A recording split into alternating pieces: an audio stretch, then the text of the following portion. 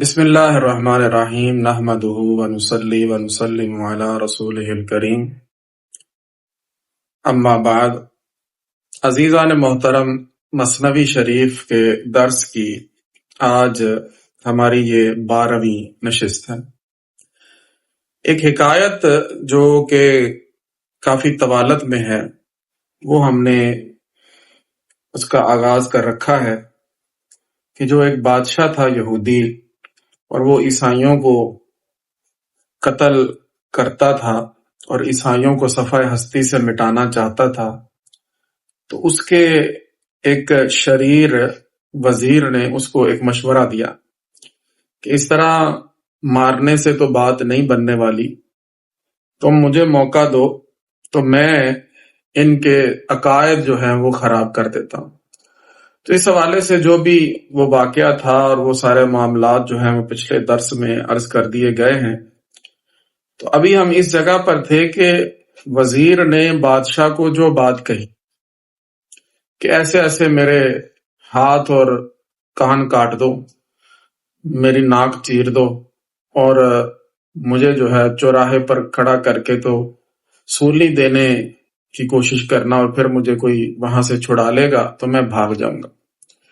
تو یوں میں عیسائیوں کے درمیان اپنا اثر و رسوخ بنا لوں گا اور وہ مجھے پسند کرنے لگیں گے تو میں ان کے درمیان فتنہ اور فساد جو ہے وہ برپا کر دوں گا۔ تو کرد با وے شاہ آنکارے کے گفت، بادشاہ نے اس کے ساتھ وہ کام کر دیا کہ جو اس نے کہا تھا۔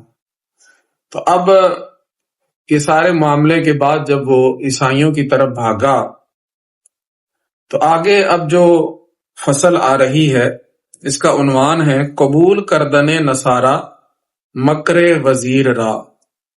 نصارہ کا وزیر کے مکر کو قبول کرنا، یعنی جو وہ جھوٹ بول رہا تھا اس کو انہوں نے سچ جان لیا۔ مولانا فرماتے ہیں صد ہزارہ مرد ترسا سوئے او، اندک اندک جمع شد در کوئے او۔ کئی ہزار مرد ترسا یعنی عیسائی لوگ، یہ میں بتا چکا ہوں کہ جو یہودی ہیں ان کو فارسی میں جہود کہتے ہیں اور جو عیسائی ہیں ان کو ترسا کہا جاتا ہے۔ تو صد ہزارہ مرد ترسا سوئے او، کئی ہزار جو نصرانی لوگ ہیں، عیسائی لوگ ہیں، وہ اس کی جانب آ گئے۔ اور اندک اندک جمع شد در کوئے او، یعنی تھوڑے تھوڑے کر کے وہ اس کی گلی میں جمع ہونا شروع ہو گئے، یعنی اس کے حلقہ بگوش ہونے لگ گئے، اس کے پاس اٹھنے بیٹھنے لگ گئے، اس کی بات جو ہے وہ سننے لگ گئے۔ او بیاں می کرد با ایشاں باراز، تو وہ بڑی ہی نا جی ایک کہہ لیں کہ پوشیدگی کے ساتھ ان کو انجیل کے، زنار کے اور جو بھی عیسائیوں کے عبادت کے طریقے ہیں ان کے حوالے سے وہ بتانا شروع ہو گیا۔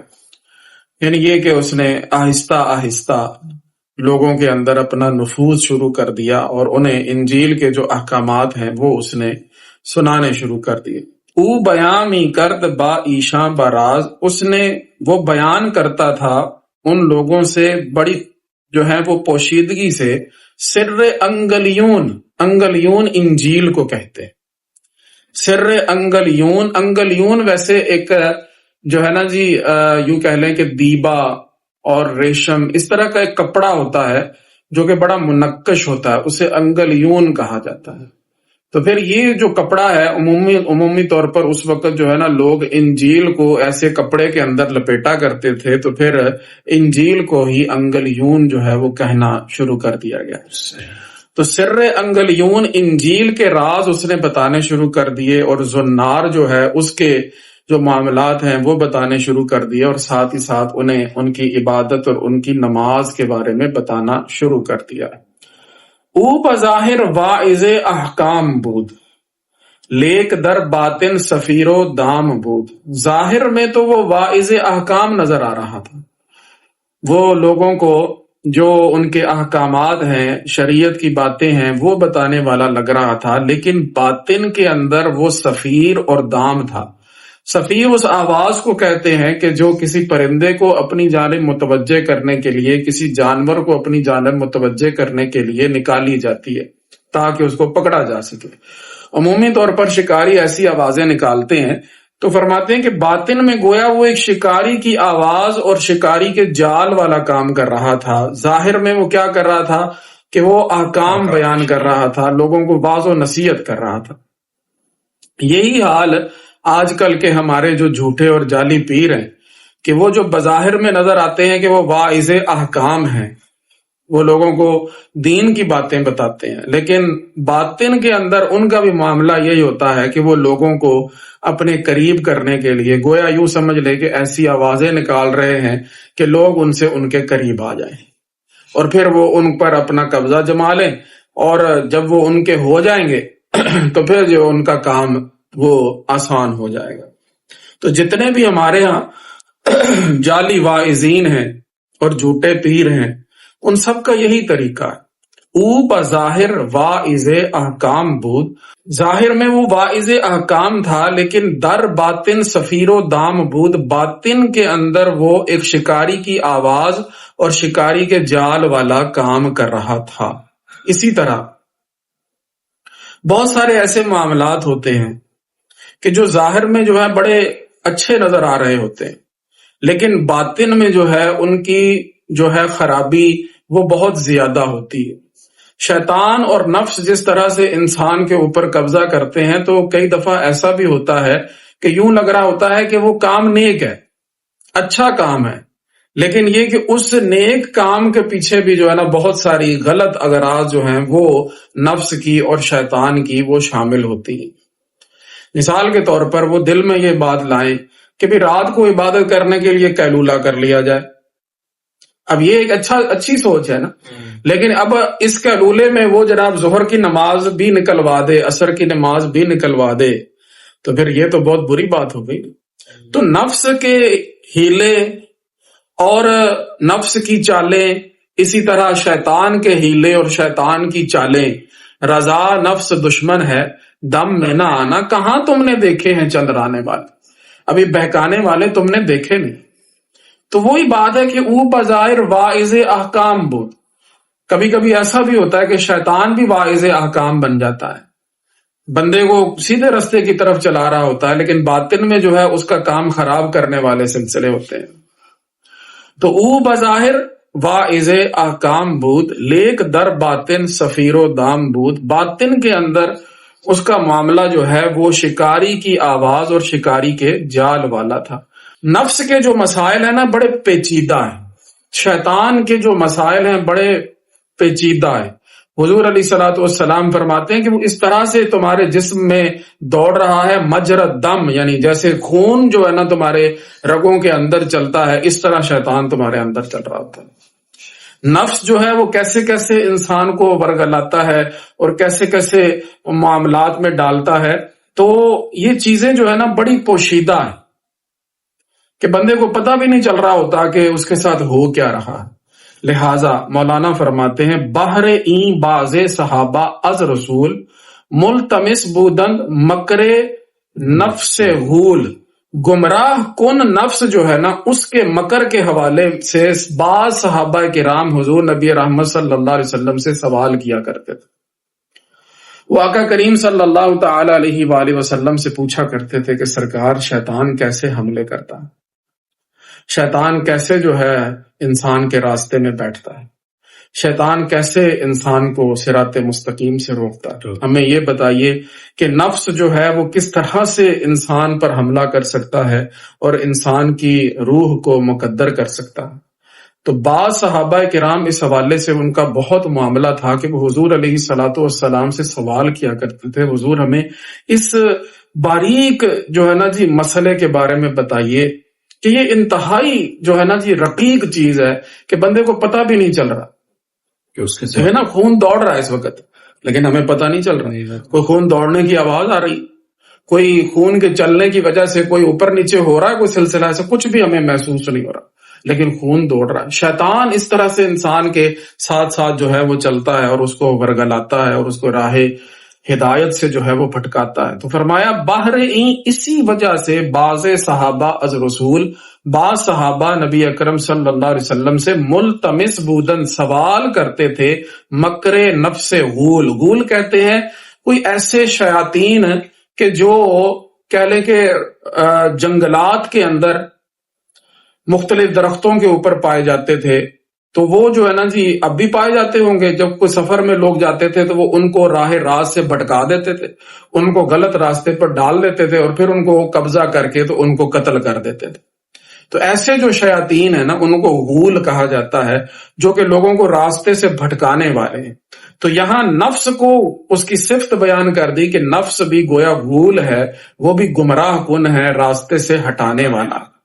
حضرت سیدنا حذیفہ رضی اللہ تعالیٰ عنہ فرماتے ہیں کان الناس یسألون رسول اللہ من الخیر، لوگ جو ہیں وہ نبی اکرم صلی اللہ تعالیٰ علیہ وآلہ وسلم سے نیکی کے بارے میں سوال کیا کرتے تھے، وَأَسْأَلُهُ عَنِ الشَّرِّ، لیکن میں حضور علیہ الصلوۃ والسلام سے برائی کے بارے میں پوچھا کرتا تھا۔ کس وجہ سے؟ مخافۃً ان یدرکنی، فرمایا اس بات سے ڈرتے ہوئے کہ کہیں وہ برائی مجھے نہ آ لے، میں برائی سے بچنا چاہتا تھا۔ تو میں لوگ کیا پوچھتے تھے، حضور آپ ہمیں ای الاعمال افضل، کون سا جو ہے عمل میں وہ افضل ہے، آپ ہمیں یہ بتائیے۔ لیکن حضرت حذیفہ فرماتے ہیں کہ میں حضور علیہ الصلوۃ والسلام سے یہ پوچھتا تھا کہ حضور کس کس چیز سے بچنا چاہیے، کیا کیا ایسا معاملہ ہو سکتا ہے کہ بھی میں اس کو اختیار کروں تو میں شیطان کے حملوں سے بچ جاؤں، میں نفس کے حملوں سے بچ جاؤں۔ تو اسی جانب مولانا نے اشارہ کر دیا کہ بعض صحابہ جو ہیں وہ نفس کی پیچیدہ چالوں اور اسی طرح شیطان کی جو ہے وہ پیچیدہ طور پر بے راہ رویوں سے جو ہے وہ بچنے کے لیے حضور علیہ الصلوۃ والسلام سے پوچھ لیا کرتے تھے کہ سرکار ہمیں اس بارے میں آپ ارشاد فرمائے۔ کوچے آمیزد سے اغراض نہاں، در عبادت ہا و در اخلاص جاں، آپ یہ بتائیے یا رسول اللہ صلی اللہ علیہ وسلم کہ نفس اور شیطان کون کون سی ایسی اغراض نہاں ہیں، چھپی ہوئی غرضیں ہیں کہ جو عبادتوں کے اندر اور روح کے اخلاص کے اندر وہ ملا دیتا ہے، ریاکاری میں ڈال دیتا ہے، عجوب میں ڈال دیتا ہے، خود پسندی کے اندر ڈال دیتا ہے۔ کر عبادت رہے ساری رات، لیکن دل کے اندر خیال یہ آ رہا ہے کہ لوگ ہمیں عبادت گزار سمجھیں گے۔ کر ہم جو ہے وہ صدقات رہے ہیں، لیکن دل میں خیال یہ آ رہا ہے کہ جناب ہماری اخبار پہ تصویر چھپے گی۔ تو اس طرح سے یہ جو ریاکاری انسان کے اندر وہ ڈال دے تو عبادت تو ساری ختم ہو گئی، تباہ و برباد ہو گئی۔ ریاکاری جو ہے وہ نیکیوں کو ایسے تباہ و برباد کر دیتی ہے کہ جیسے آگ لکڑیوں کو جو ہے وہ راکھ بنا دیتی ہے۔ تو ریاکاری کتنی، میرے استاد فرماتے تھے علامہ ارشد القادری صاحب کہ ایک بندے نے ساری رات جو ہے نا اگر ایک جگہ سے مٹی اٹھا کے دوسری جگہ پر اس نے مٹی منتقل کی نا، تو صبح وہ لوگوں کو یہ بات کہے کہ میں نے ایک جگہ سے مٹی اٹھائی اور دوسری جگہ میں نے پہاڑ مٹی کا لگا دیا، تو وہ مٹی کہیں جانے نہیں لگی۔ لیکن اگر ایک بندہ یہ کہہ دے نا لوگوں کے سامنے، اس بات کا اظہار کر دے کہ میں ساری رات اللہ کی عبادت کرتا رہا ہوں، ساری رات قرآن پڑھتا رہا ہوں، تو جو کچھ اس نے حاصل کیا وہ سارے کا سارا ختم ہو جانا، وہاں تو کچھ بھی نہیں بچنا۔ تو اس سے تو پھر یہی تھا کہ مٹی اٹھا لی جاتی اور وہ دوسری جگہ پر رکھی جاتی تو وہ مٹی کہیں ضائع تو نہیں ہو سکتی۔ لیکن اعمال کیسے مٹی ہوتے ہیں، شیطان کروا نہیں کام رہا ہوتا، لیکن ایسے ایسے طریقوں کے ساتھ وہ بندے کے عمل کو ضائع کرتا ہے کہ بندے کو پتہ بھی نہیں چلتا کہ یہاں پر ہو کیا رہا، میں تو اکٹھا کر رہا ہوں اور یہاں پر یہ ضائع ہو رہا۔ کل کو ہم وہاں پر جائیں قیامت کے روز حشر کے میدان میں، تو وہاں پر جب نامہ اعمال کھلے تو وہاں کچھ بھی نظر نہ آئے۔ ہم تو یہ کہیں کہ ہم اتنی نمازیں لے کے آئے، اتنے روزے لے کے آئے، اتنے حج کیے، اتنے صدقے دیے، اتنی زکاتیں ادا کی ہیں، کدھر گئی ہیں وہ ساری کی ساری؟ اب وہ آگے مثالوں سے سمجھائیں گے کہ کیسے وہ چیزیں جو ہیں وہ ضائع ہوتی ہیں۔ کوچے آمیزد سے اغراض نہاں، سرکار ہمیں یہ بتائیے کہ شیطان کس طرح سے اغراض نہاں کو عبادتوں اور اخلاص جان کے اندر وہ ملا دیتا ہے۔ فضل طاعت را نہ جستن دے عزو، بہت سے صحابہ ایسے تھے جو حضور علیہ الصلوۃ والسلام سے عبادتوں کی فضیلت نہیں پوچھا کرتے تھے۔ عیب ظاہر را نہ جستندے کے کو، اور نہ ہی وہ ظاہری عیبوں کے بارے میں پوچھا کرتے تھے کہ وہ کیا ہے، وہ باطنی عیبوں کے بارے میں پوچھا کرتے تھے۔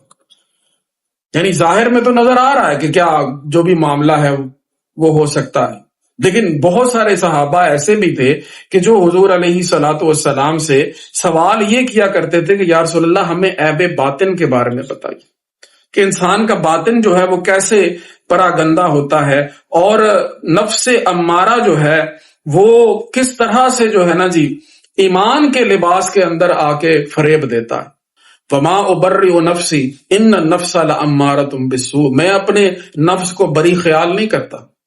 یہ حضرت سیدنا یوسف علیہ السلام فرما رہے ہیں کہ میں اپنے نفس کو بری شمار نہیں کرتا کہ وہ ایسا کچھ نہیں کر۔ ان النفس لامارۃ بالسوء، نفس کی تو چال ہی یہ ہے، اس کا معاملہ یہ ہے کہ وہ برائی کا حکم کرنے والا ہے۔ الا من رحم ربی، ماں ہے یا من ہے؟ الا من رحم ربی، بس وہی بچے گا کہ جس پہ اللہ رب العزت اپنا رحم و کرم فرما دے۔ تو صحابہ کرام حضور علیہ صلاۃ والسلام، یہ بعض صحابہ کرام کی ان کے شوق کی بات ہے کہ وہ حضور علیہ صلاۃ والسلام سے ظاہر کے جو عبادتیں اور طاعات ہیں ان کے بارے میں نہیں پوچھتے تھے، اور نہ ہی ظاہر کے عیب کے بارے میں پوچھتے تھے، کہ ظاہر کا عیب تو نظر آتا ہے لیکن باطن کے اندر جو عیب پل رہے ہوتے ہیں ان کو جاننا بڑا ضروری ہے، اور ان کو پہچاننا جو ہے وہ بڑا ضروری ہے۔ اسی لیے وہ پہلے مولانا نے ایک بات فرمائی کہ ایک کانٹا تمہارے پاؤں کے اندر اگر چبھ جائے تو اس کو نکالنا اتنا آسان نہیں ہوتا، تو اگر کوئی کانٹا دل کے اندر چبھ جائے تو پھر اس کو نکالنا جو ہے وہ کیسے آسان ہوگا؟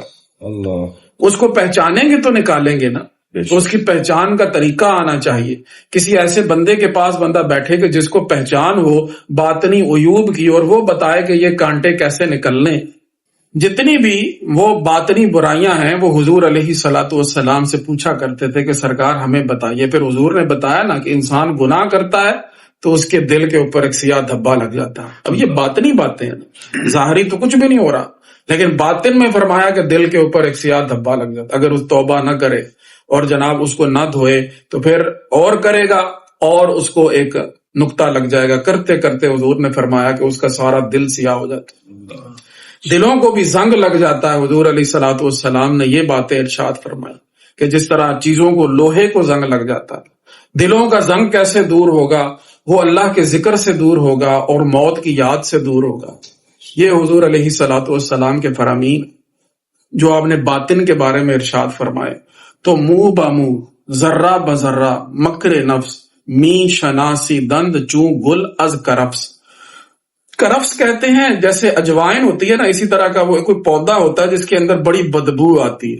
صحابہ کرام نے حضور علیہ الصلوۃ والسلام سے ایسی تعلیمات حاصل کر رکھی تھی کہ کھرے اور کھوٹے میں پہچان کرنا ان کے لیے اب مشکل نہیں رہا تھا۔ منہ بہ منہ، جیسے بال بال ہوتا نا، ذرہ ذرہ، وہ بھی حضور علیہ الصلوۃ والسلام نے ان کو بتا دیا تھا، اور وہ جانتے تھے حضور علیہ الصلوۃ والسلام کی تعلیمات سے، اور ان کو گل اور کرفس میں فرق کرنا آتا تھا کہ یہ خوشبودار پھول ہے اور یہ بدبودار پودا ہے۔ وہ پھول اور کرفس کے اندر جو ہے وہ فرق کرنا جانتے تھے۔ تو منہ بہ منہ، ذرہ بہ ذرہ، مکر نفس، می شناسی دند چوں گل از کرفس، وہ اس طرح سے جانتے تھے کہ جیسے گل اور کرفس کے اندر کوئی یعنی کہ فرق کرنا مشکل نہیں ہوتا، یعنی ظاہری بات ہے ایک میں خوشبو آ رہی ہے ایک میں بدبو آ رہی ہے۔ تو حضور علیہ الصلوۃ والسلام سے انہوں نے ایسی تعلیمات لے لی ہوئی تھی کہ ان کو پتا تھا کہ باطن میں کیا چیز جو ہے وہ نکھار پیدا کرے گی اور کیا چیز جو ہے وہ بگاڑ پیدا کرے گی۔ منہ شگافانے صحابہ ہم دراں واز ایشاں خیرہ گشتندے بجاں، لیکن حضور علیہ الصلوۃ والسلام جب یہ باتیں ارشاد فرمایا کرتے تھے ان کو باطن کی، تو پھر جو منہ شگافانے صحابہ تھے نا، انتہائی باریک بین صحابہ، جن کو مطلب بڑا ایک ملکہ حاصل تھا بات کو سمجھنے کا اور اس کے عمق تک جانے کا، اس کی جو گہرائی ہے اس تک پہنچنے کا، ایسے صحابہ کرام کے سامنے بھی جب حضور علیہ الصلوۃ والسلام نفس کے مکر اور شیطان کے مکر بیان کرتے تھے تو آپ صلی اللہ علیہ وآلہ وسلم کا واز سن کر ان کی بھی آنکھیں کھلی رہ جاتی تھی۔ خیرہ گشتندے بجان، یعنی وہ اپنے دل و جان سے جو ہے وہ حیران رہ جاتے تھے کہ آپ صلی اللہ تعالی علیہ وسلم کس طرح سے جو ہے یہ باتیں بیان فرما رہے ہیں کہ باطن کے اندر نفس اور شیطان اس طرح سے خرابی پیدا کرتے ہیں۔ خیرہ گشتن دے، جیسے سورج نکلتا ہے تو اس کو دیکھنا جو ہے وہ بندے کے لیے ناممکن ہو جاتا ہے، تو اس کی آنکھیں خیرہ ہو جاتی ہیں، یعنی وہ دیکھ نہیں پاتا. اسی طرح یہ کہ وہ پھر اس کو مزید دیکھنے کے لیے یعنی وہ کوشش کرتا ہے، اسے کہتے ہیں خیرہ ہو جانا. خیرہ نہ کر سکا مجھے جی. تو واضح عیشا خیرہ گشتن دے بجان، تو ان کا آپ صلی اللہ علیہ وآلہ وسلم جب نفس کے ہیلے، نفس امارہ کے ہیلے اور اس کی تباہ کاریاں جب بیان کرتے تھے تو بڑے بڑے صحابہ جو ہیں مبہوت ہو جاتے تھے، مبہوت ہو جاتے تھے کہ سرکار بیان کیا فرما رہے ہیں. ایسی ایسی باتیں جو ہیں وہ سرکار علیہ الصلوۃ والسلام بیان کرتے تھے. اب دیکھیے یہ جو حکایت ہے نا جی، یہ ابھی بڑی آگے تک جانی، اور اس کے اندر جو جو باتیں آتی جا رہی ہیں مولانا ان کی تفصیل کرتے چلے جا رہے ہیں. اسی طرح درمیان میں مزید جو ہے نا جی باتیں وہ آتی رہیں گی، اور پھر ساتھ ساتھ جو ہے تھوڑی تھوڑی دیر کے بعد وہ حکایت جو ہے وہ چلتی رہے گی. اب وہ واپس پھر اسی حکایت کی جانب آپ نے توجہ فرمائی اور فرماتے ہیں متابعت کردن نصارہ وزیر را، نصارہ کے وزیر کی اتباع کرنے کے حوالے سے یہ بات ہے. دل بدو دادند ترسایان تمام، سارے جتنے عیسائی تھے انہوں نے اس کو دل دے دیا، اس کو دل دے دیا، دل دے بیٹھے، وہ قربان ہو گئے کہ جناب آپ نے تو ہمارے لیے اتنی قربانی دے دی، آپ نے اپنے ہاتھ کٹوا لیے، آپ نے اپنے کان چروا لیے، اپنا ناک آپ نے جو ہے وہ چروا لیا، آپ کو سولی دینے لگے تھے، اتنا معاملہ ہو گیا، آپ اتنے بڑے عالم ہیں، آپ اتنی جان قربان کرنا چاہتے ہیں، شہادت حاصل کرنا چاہتے ہیں. وہ کہتے ہیں کہ بس ہم آپ کے ہوئے. تو دل بدو دادند ترسایان تمام، جتنے بھی نصارہ تھے، جتنے بھی عیسائی تھے، انہوں نے اس کو دل دے دیا. خود چے باشد قوت تقلید عام، یہ ایک جملہ معترضہ ہے. آپ فرماتے ہیں کہ بھلا یہ بھی دیکھو کہ تقلید عام کے اندر کتنی قوت ہوتی ہے. تقلید عام کے اندر، تقلید عام کیا ہوتی ہے؟ یعنی عامی لوگ جو ہے نا ایک دوسرے کی دیکھا دیکھی جس معاملے پر چل جاتے ہیں بغیر تحقیق کیے، اسے کہتے ہیں تقلید عام. جیسے کسی کو آپ دیکھیں نا تو وہ اگر کسی وجہ سے جو ہے وہ نوافل بیٹھ کر پڑھ رہا ہے، اب وہ کیا ہے، جس کو وہ ہر بندہ یہ سوچے گا نوافل بیٹھ کے پڑھنے، وہ بیٹھ کے پڑھنے شروع ہو گئے، سارے کرتے کراتے اس کے پیچھے لگ جاتے ہیں. اسی طرح کئی ہمارے اندر ایسی چیزیں آ گئی ہیں جو تقلید عام ہیں کہ لوگوں نے کرنا شروع کیا کچھ نے، باقی بھی سارے ان کے پیچھے لگ گئے کہ بس یہ کام ہے. اب وہ اتنی وہ چیز قوت پکڑ چکی ہے کہ اس کو اگر کوئی چھیڑے گا تو وہ اس کے لیے مسئلہ بن جائے گا. وہ خود اپنے باوجود اپنے علم فضل کے وہ جاہل جو ہے نا قرار پائے گا، اس کے اوپر فتوے لگ جائیں گے. تو تقلید عام یعنی عام لوگ جو ایک دوسرے کی تقلید کرتے رہتے ہیں نا، فرمایا کہ اس میں بڑی قوت ہوتی. خود چے باشد قوت تقلید عام، کتنی قوت ہوتی ہے تقلید عام میں کہ سارے کے سارے انہوں نے کہا جی ہے دل تواڈے والے کیتا. در درون سینہ مہرش کاشتن، انہوں نے اپنے سینے کے اندر اس کی محبت کو کاشت کر لیا، اس کی محبت کا بیج بو لیا انہوں نے.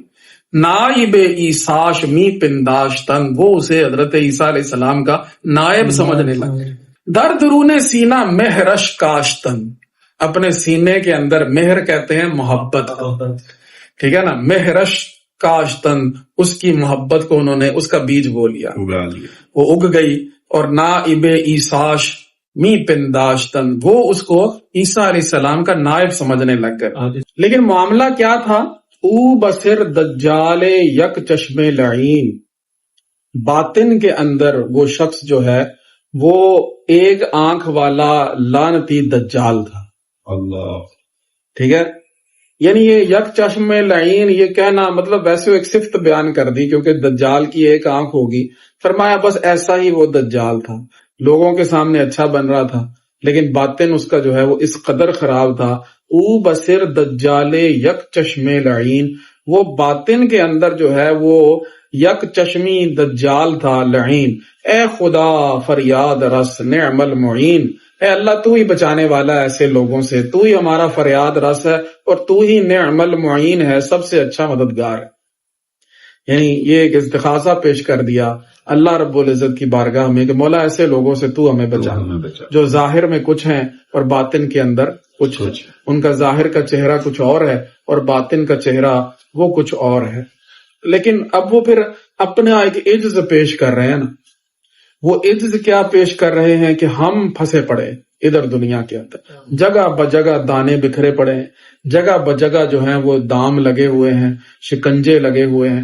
ہم جو ہے بس کبھی کوئی چیز ہمیں پسند آتی ہے ادھر کو چلے جاتے ہیں، ادھر پھنس جاتے ہیں، وہاں سے کبھی ادھر سے نکلے تو ادھر پھنس جاتے ہیں. تو ہمارا معاملہ جو ہے وہ ایسا ہو، جب تک اللہ رب العزت کی مدد وہ ہمارے شامل حال نہ ہوگی تو ہم کیسے بچ سکیں؟ ہمیں تو پتہ بھی نہیں ہے کہ یہ ہوتا کیا ہے. لوگ تو کہہ لیں کہ یہی سوچتے ہیں کہ یہ اللہ والے ہیں، لیکن اندر سے وہ کس قدر مکار ہیں.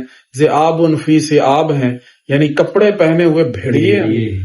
تو اسی طرح سے وہ بھی او بصر دجال یک چشم لعین، سر میں باطن کے اندر وہ جو ہے نا دجال کی طرح سے تھا.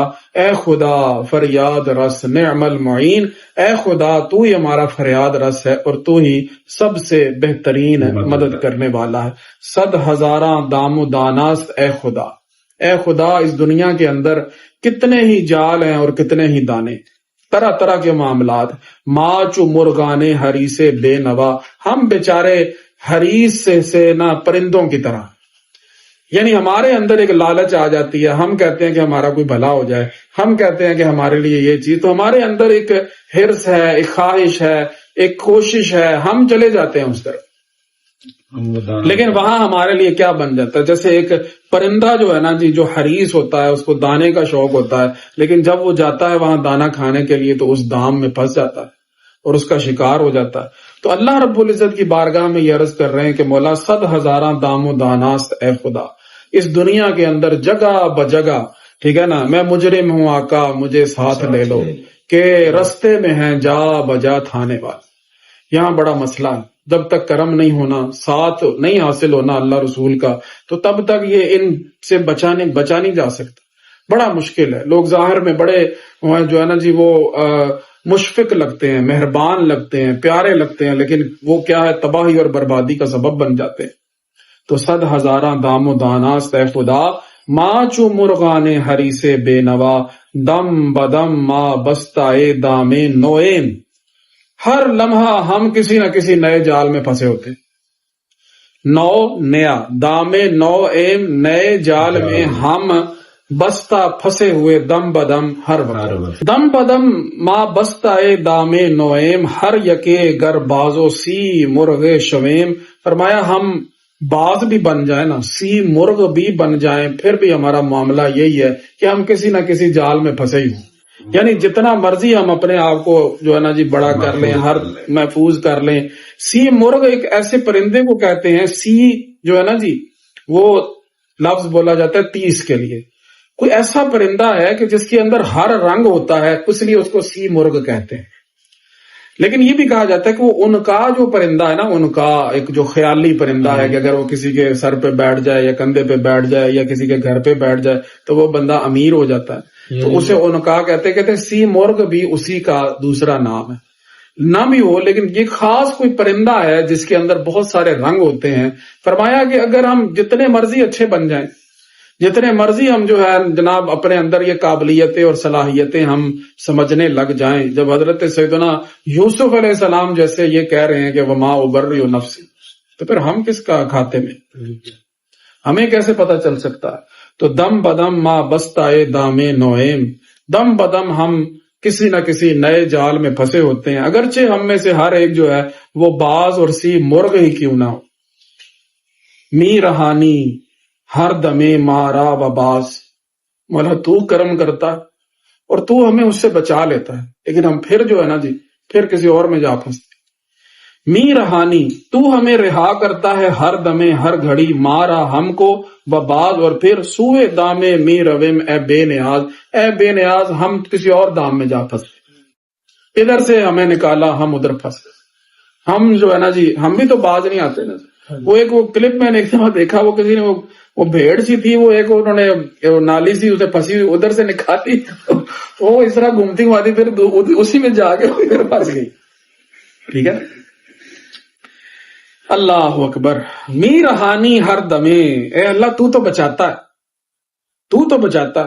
تو نے تو اپنے انبیاء بھیجے، تو نے تو علماء کی ذمہ داری لگائی کہ لوگوں کو بتاؤ جا کے کہ یہ معاملے جو ہیں ان سے تم نے بچنا ہے، میرا سیدھا راستہ یہ ہے، اور یہ جو جو ہے وہ ارد گرد راستے ہیں، یہ سارے شیطان کے راستے ہیں، میرا راستہ وہ سیدھا جا رہا ہے، لیکن کیا ہم ایک دام سے نکلتے ہیں، دوسرے دام میں جو ہے ہم جا پھنستے ہیں۔ یہاں پر مولانا کی ایک غزل کے کچھ اشعار جو ہے نا وہ سنانا بنتے ہیں۔ اے یار غلط کر دی با یار دیگر رفتی، اے یار تو نے غلط کیا تو کسی اور یار کے ساتھ چلا گیا، از کار خود افتادی با کار دیگر رفتی، اپنے کام کو چھوڑ کر تو کسی اور کے کام میں جا لگا۔ صد بار بے بخشودہ، میں نے تجھے بہت بار معاف کی، بر توبے تو بن مودم، تو نے توبہ کی تو میں نے تمہاری توبہ کو قبول کیا، تمہاری معذرت کو قبول کیا۔ اے خیش پسندیدے ہی بارے دیگر رفتی، اے خود پسند انسان، اے میرے خود پسند محبوب، اے میرے خود پسند بندے، تو نے پھر وہی کام کر لیا، پھر وہی سلسلہ کر لیا۔ اصل تو تیرا یار میں ہوں، تو مجھے چھوڑ کر کسی اور یار کے ساتھ چلا گیا۔ فرماتے ہیں صد بار فسون کر دم، کئی بار میں نے تمہیں دم کیا، یعنی یہ مجاز کے معنی میں آپ ساری چیزیں دیکھیں نا۔ صد بار فسون کر دم، میں نے کئی بار تمہیں دم کیا، خار از تو برون کر دم، میں نے تمہارا کانٹا نکالا ہے، لیکن گلزار نہ دانستی در خار دیگر رفتی، تمہیں پھر بھی باغ کا پتہ نہیں چلتا، تم اور کانٹوں میں جا گھستے۔ یہ وہی بات ہے کہ حضور علیہ الصلوۃ والسلام نے فرمایا کہ وہ ایسے ہے میری اور تمہاری مثال کہ جیسے کسی بندے نے آگ جلائی ہے اور اس کے اندر پروانے آ کے گر رہے ہیں، میں تمہیں تمہاری کمروں سے پکڑ کر نکال رہا ہوں اور تم ہو کہ اس آگ میں گھستے چلے جا رہے۔ تو صد بار فسون کر دم، میں نے کئی بار تمہیں دم کیا ہے، تمہاری مشکل کو حل کیا اور تمہارا کانٹا نکالا۔ کوئی ڈنگ مار دے نا کوئی چیز یا کانٹا تو دم کیا جاتا ہے تاکہ اس کا زہر نہ پھیل جائے، لیکن گلزار نہ دانستی، تمہیں پھر بھی گلزار کا پتہ نہیں چلتا، در خار دیگر رفتی، تم کسی اور کانٹے میں جا گھستے ہو۔ گفتم کہ تو ہی ماہی، میں یہ کہتا ہوں کہ تم تو میرے چاند ہو، میں یہ کہتا ہوں کہ تم میرے چاند ہو، با مارچے ہمرائی، سانپوں کے ساتھ کیوں پھر رہے ہو؟ تم میرے چاند ہو، سانپوں کے ساتھ کیوں پھر رہے ہو؟ اے حال غلط کردہ با مارے دیگر رفتی، میری بات سن کر تم کسی اور سانپ کے ساتھ چل پڑے۔ مانندے مکوکے کج اندر کفے جولاہا، ایک جولاہا ہوتا ہے نا، اس کے ہاتھ کے اندر وہ جو کلپر ہوتا ہے، فرمایا اس طرح نا صد تار بریدی تو در تارے دیگر رفتی، کئی دھاگے تو تم نے کاٹ دیے، اب اور دھاگوں کے پیچھے چلے گئے۔ مطلب یہ ہے کہ وہ ایسے ایک دھاگوں میں اس کو پھنسائے، ایک سے وہ دوسرے میں چلا جاتا ہے، دوسرے سے تیسرے میں چلا جاتا ہے، تمہارا بھی اس طرح کا حال ہے۔ فرمایا گفتی کے تورا یارا در غار نمی بینا، تم یہ کہتے ہو مجھے کہ اے میرے یار تمہیں میں غار میں نہیں دیکھ رہا، مجھے تم اس جگہ نظر نہیں آ رہا، یعنی تمہیں میں نظر نہیں آ رہا۔ آ یار در آ غارس، تمہارا یار جو ہے وہ اس غار میں ہے، تو غارے دیگر رفتی، تم کسی اور غار میں چلے گئے۔ پھر اور فرماتے ہیں چوں کم نہ شبد سنگت، چوں بد نہ شبد رنگت، تمہاری سنگت جو ہے کیوں کم نہ ہو، کیوں تم دنیا میں تنہا نہ رہ جاؤ، اور کیوں تمہارے چہرے کا رنگ نہ بدل جائے۔ بازار مرادیدہ بازار دیگر رفتی، میرا بازار دیکھ کر تم کسی اور کے بازار میں چلے گئے۔ تو اے یار غلط کر دی با یار دیگر رفتی، از کار خود افتادی با کار دیگر رفتی، اے یار تم نے بڑا غلط کیا، تم کسی اور یار کے ساتھ چلے گئے، اپنا کام چھوڑ کر تم کسی اور کے کام میں چلے گئے۔ تو می رہانی ہر دمے مارا و باز، اے اللہ تو ہمیں رہا کرتا ہے، یعنی یہ تیرے فضل میں کوئی کمی نہیں، تو ہمیں بچاتا ہے، تو ہمیں اس میں سے نکالتا ہے، اس مشکل میں سے، لیکن پھر سوئے دامے میں رویم اے بے نیاز، ہم کسی اور دام کی طرف، کسی اور جو ہے شکنجے کی طرف ہم چل پڑتے ہیں۔ ماں دری امبار گندم می کنے، گندم جمع آمدہ گم می کنے، ہم جو ہے نا جی یہ ہمارا دل ہے نا، اس کے اندر یوں سمجھ لیں کہ یہ خزانہ ہے، ایک گودام ہے جس کے اندر ہم نے جو ہے نا وہ گندم جمع کرنی۔ بعض نسخوں میں امبار کی جگہ امبان ہے، امبان کہتے ہیں تھیلے کو۔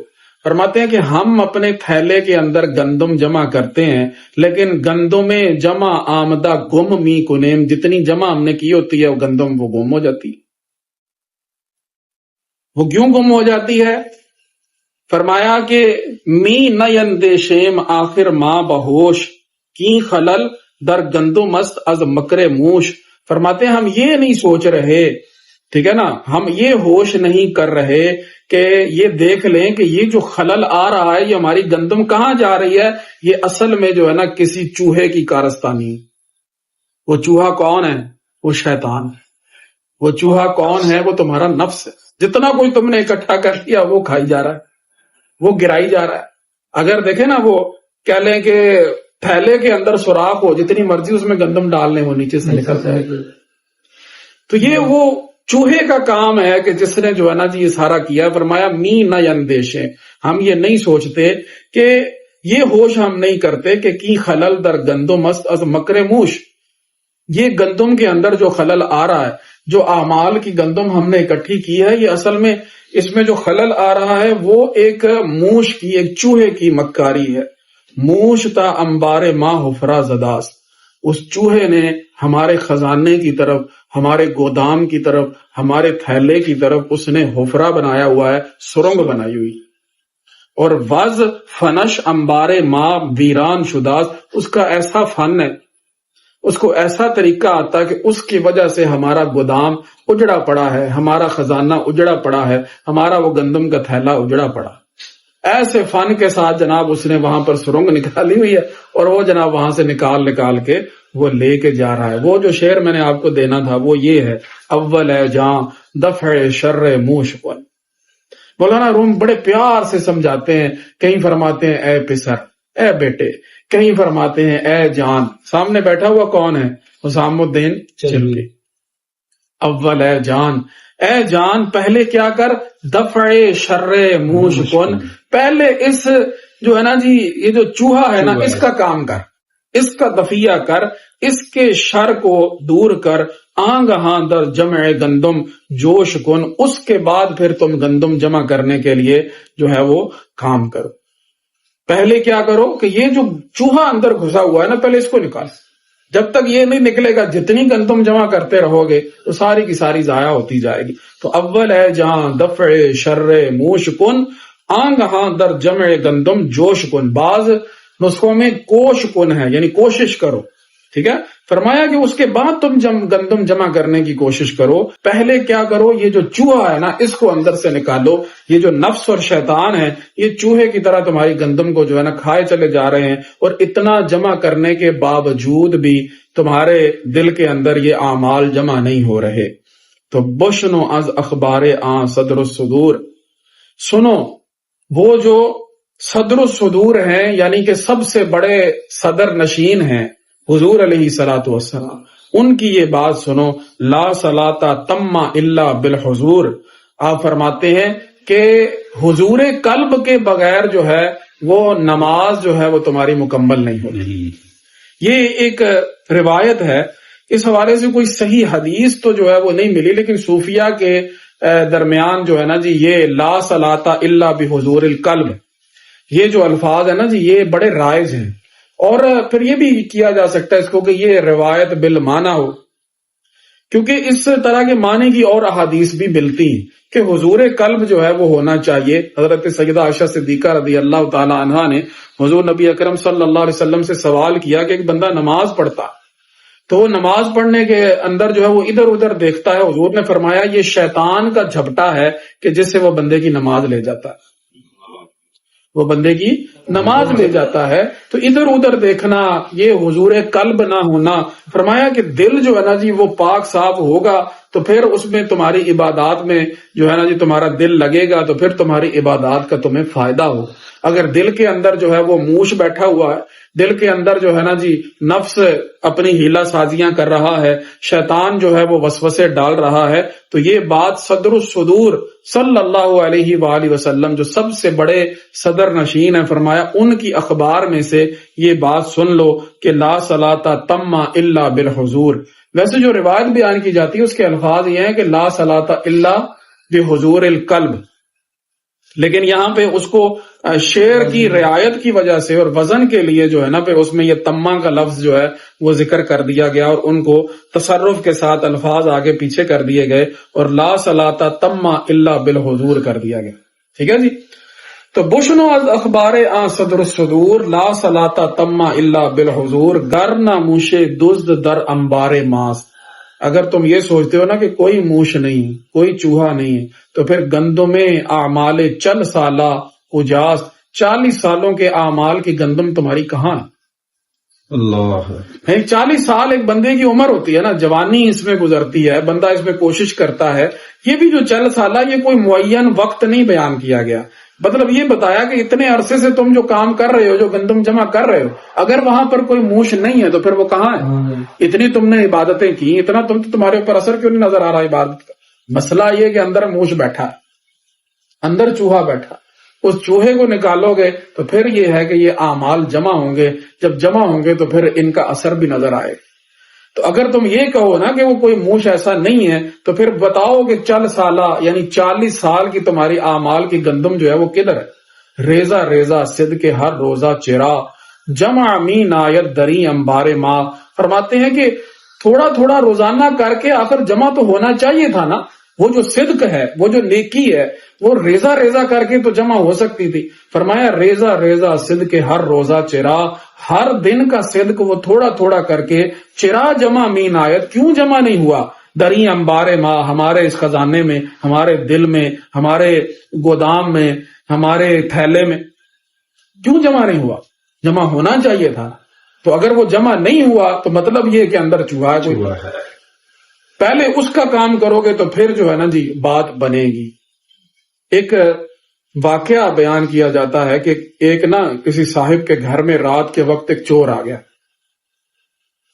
اب وہ جناب ہر طرف اندھیرا تھا، تو اس کو ٹھک ٹھک ہو وہاں پر کہ وہ اپنا کو کام کر رہا. وہ بندہ جو ہے نا جی اب اس کو ہو ابھی میں نا کو آگ جلاؤں، کوئی چراغ جلاؤں تو اس سے روشنی ہو تو میں دیکھوں کہ کون ہے چور. تو وہ نا وہ چکماک ہوتا ہے، پتھر ایسا ہوتا تھا کہ وہ ایسے کر کے مارے تو چنگاریاں اٹھتی تھی. اب وہ جناب اس نے نا وہ آگ جلانے کے لیے جب وہ ایسے پتھر پہ وہ مارا نا تاکہ وہ چنگاریاں اڑے، تو جیسے ہی وہ چنگاری اڑے تو وہ جو چور جو ہے نا وہ پاس بیٹھا وہ چنگاری کے اوپر ہاتھ رکھ دے، اسے بجھا دے کہ آگ لگے ہی نا. ٹھیک ہے نا؟ تو اب آگ نہیں لگے گی تو روشنی کیسے ہوگی؟ فرمایا ایک چور تمہارے اندر بھی ایسا ہی بیٹھا ہوا، چنگاریاں تو اٹھتی لیکن وہ آگ نہیں روشن ہوتی. مسئلہ یہ ہے کہ وہ چور بیٹھا ہوا ہے کہ جو اوپر ہاتھ رکھ دیتا، اس کو بجھا دیتا. جیسے چنگاری نکلتی ہے وہ اوپر اپنا ہاتھ رکھ کے اس کو بجھا دیتا. تو اس واقعے کو نا بطور استعارہ مولانا نے یہاں پر استعمال فرمایا ہے کہ بس ستارہ آتش از آہن جہید. بہت سی فرمایا کہ چنگاریاں، ستارہ آتش مطلب آگ کی چنگاریاں، از آہن جہید وہ تو لوہے سے نکل رہی. وآن دل سوزیدہ پذیرفت و کشید، یہ جو دل سوزیدہ ہے، سوزیدن جلنے کو کہتے ہیں، ویسے اس ایندھن کو بھی سوزیدہ کہا جاتا ہے کہ جس کو جلایا جاتا ہے. فرمایا تمہارا دل بھی اس قابل ہے کہ یہ جناب جل جائے، تمہارا دل بھی اس قابل ہے کہ یہ روشن ہو جائے. وآن دل سوزیدہ پز رفت و کشید، یہ اس کو کھینچ بھی سکتا ہے. یعنی اس چنگاری کو جب وہ آئی ہے تو اس کے اندر تو یہ طاقت ہے کہ یہ اس چنگاری کو قبول کر لے اور روشن ہو جائے. لیک در ظلمت یکے دزدے نہا، لیکن اندھیرے کے اندر ایک چھپا ہوا چور ہے. مین حد انگشت بر استارگاں، جتنی بھی چنگاریاں وہ ان کے اوپر ہاتھ رکھ دیتا ہے، وہ آنے نہیں دیتا دل کی طرف. بات تو ہوتی ہے، کبھی انسان بیٹھا ہوتا ہے کہ جناب کسی عالم کا واز سن رہا ہے، کوئی کتاب پڑھ رہا ہے، کیسے آنسو بہتے ہیں، کیسے انسان سوچتا ہے، لیکن کیا ہے وہ ہاتھ رکھ دیتا، وہ دل کی طرف آنے نہیں دیتا. کئی ایسے معاملات بندے کے سامنے آتے، بندہ کہتا ہے بس اب دنیا چھوڑ دے، میں نے اب نیک ہو جانا ہے. وہ عبادات کے اثرات دل قبول کرنے لگتا ہے، جیسے ہی کوئی ایسا معاملہ ہوتا ہے وہ جو اندر چور بیٹھا ہے وہ اس کے اوپر ہاتھ رکھ دیتے.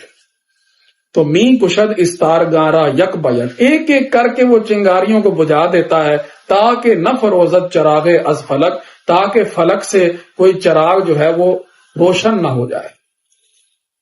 وہ یہ کام کرتا ہے کہ وہ ایک ایک کر کے جو ہے نا جی جو وہ ہیں چنگاریاں جو تمہارے تک دل تک آ رہی ہیں نا جی ان کے اوپر وہ ہاتھ رکھ دیتا ہے. گر ہزاراں دام باشد در قدم. اللہ اکبر. فرماتے ہیں کہ اگرچہ ہمارے قدموں کے اندر بہت سارے دام ہیں، بہت سارے شکنجے ہیں کہ جن کے اندر ادھر سے نکلے ادھر پھنس جاتے ہیں ادھر، لیکن ایک اللہ اور اس کے رسول کا جو ساتھ ہے نا وہ بڑا وہ بڑا مددگار.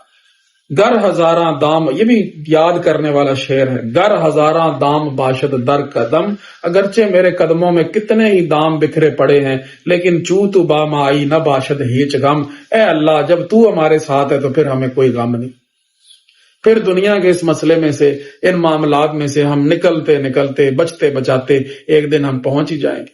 غالباً حضرت جنید بغدادی یا حضرت بایزید بستامی کا فرمان ہے 40 سال تک میں شیطان سے لڑتا رہا، کبھی وہ مجھ پر غالب کبھی میں اس پر غالب. 40 سال بعد جا کر جناب یہ ہوا کہ بھی میں نے اس پہ قبضہ پا لیا، پھر فتح میری ہوئی. تو کوشش تو ہماری جاری ہے. اللہ رب العزت فضل فرمائے گا تو انشاءاللہ جو ہے بڑی آسانیاں ہیں. تو فرمایا کہ گر ہزاراں دام باشد در قدم، چو تو با مائی نہ باشد ہیچ غم. اگرچہ ہر طرف جال ہی جال بکھرے پڑے ہیں، کبھی ادھر پھنس کبھی ادھر پھنس، لیکن اے اللہ تیری مدد ہمارے ساتھ ہے. تو جو ہمیں نکالنے والا ہے، تو جو ہمارا فریاد رس ہے، تو جو ہمیں ہماری حفاظت کرنے والا ہے. انک باعیننا، ہاں تم ہماری نگاہوں میں ہو. تو یہ کتنا ایک جو ہے نا جی، میں تو کبھی قرآن کی یہ آیت جو ہے نا جی، انک باعیننا، تم ہماری نگاہوں میں، ہاں کیسی خوبصورت یہ آیت مبارکہ ہے. تو پھر اور کیا ہو سکتا ہے؟ بندہ صرف اس چیز کو پکا لے، اس تصور کو پکا لے نا کہ میں اللہ کی نگاہوں میں، تو پھر یہ ہے کہ وہ انشاءاللہ معاملات سے نکلتا نکلتا اپنے لیے کوئی رہائی کا راستہ نکال ہی لے گا. تو آگے مزید اس سلسلے کی تفسیر کر رہے ہیں. وہ تو حکایت تو پیچھے ہی رہ گئی، ہاں جی، حکایت والا معاملہ تو بہت پیچھے چلا گیا. ابھی آگے اس کو مزید جو ہے نا انہوں نے آگے نکھارنا ہے، اس کو بیان کرنا ہے. عارف کے احوال، ایک مرد عارف کے احوال بیان کر رہے ہیں. اللہ رب العزت ایسے ایسے نظام کرتا ہے کہ ہر شب از دام تن ارواح را، اے اللہ تو ہر رات جو ہے اس جسم کے جال میں سے، اس جسم کے شکنجے میں سے، اس جسم کے قید خانے میں سے ارواح کو می رہانی می کنی الواح را، تو ان کو رہائی بھی تو عطا فرماتا ہے. جس طرح تو روحوں کو رات کے وقت جسموں سے جو ہے نا رہائی عطا فرما دیتا ہے، ایسے ہی جو اولیاء اللہ ہوتے ہیں نا ان کے لیے ہمیشہ کی رہائی ہوتی ہے. تو پھر یہ جو جسم کی تختیاں ہیں یہ صاف ہو جاتی، ان کے اندر سے وہ روحیں آزاد ہو جاتی. ایسے کوئی ہمارے لیے آزادی بن جائے کہ ہم جو ہے نا دنیا کے ان جالوں سے، ان نظاموں سے، یہ جو طرح طرح کے ہمارے لیے جال بچھے ہوئے ہیں، ہم ان سے آزاد ہو جائیں. تو بہرحال اس کی تشریح انشاءاللہ وہ اگلی دفعہ کریں گے.